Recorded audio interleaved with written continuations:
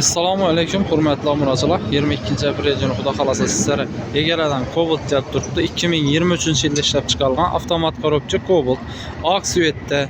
Mashinamizning holatlari dim ajoyib. Yumshoq balonlar tozasidan qo'yilgan.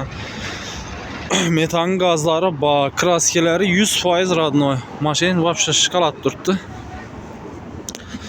Terang cho'tchi qarab, bayqab haydalgan mashina bu hurmatli obunachilar.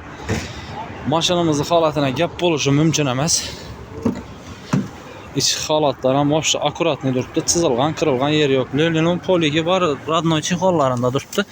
79 ming yurgan, monitorlar o'rnatilgan cho'tkilaridan. Avtomat korobchina metan gazlar. Holat, iç holatlar ham akkuratni turibdi hurmatli obunachilar.